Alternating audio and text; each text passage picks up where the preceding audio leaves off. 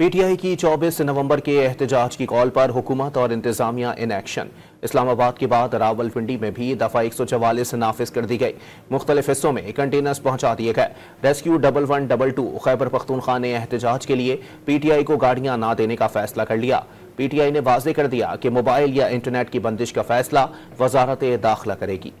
P T I کی 24 نومبر کے احتجاج کی کال، حکومت متحرک انتظامیہ نے بھی کمر کس لی۔ اسلام آباد کے بعد راولپنڈی میں بھی دفعہ 144 نافذ کر دی گئی۔ 26 نومبر تک ہر قسم کے جلسے، جلوس، ریلیوں اور 4 سے زائد افراد کے جمع ہونے پر پابندی ہوگی۔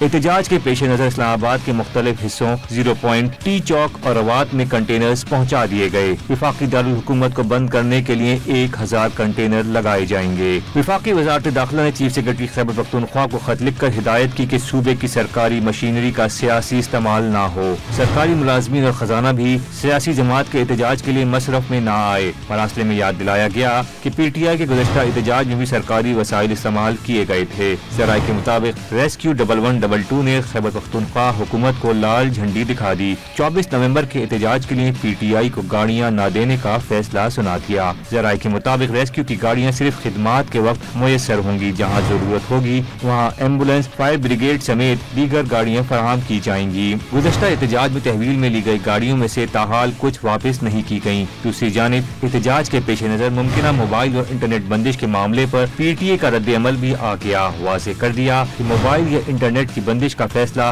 پاکستان ٹیلی کمیونیکیشن اتھارٹی کا استحقاق نہیں۔ سروسز معطل کرنے کے لیے پی ٹی اے وزارت داخلہ کے احکامات کا پابند ہے۔ سروسز معطل کرنے سے متعلق تاحال کوئی احکامات موصول نہیں ہوئے۔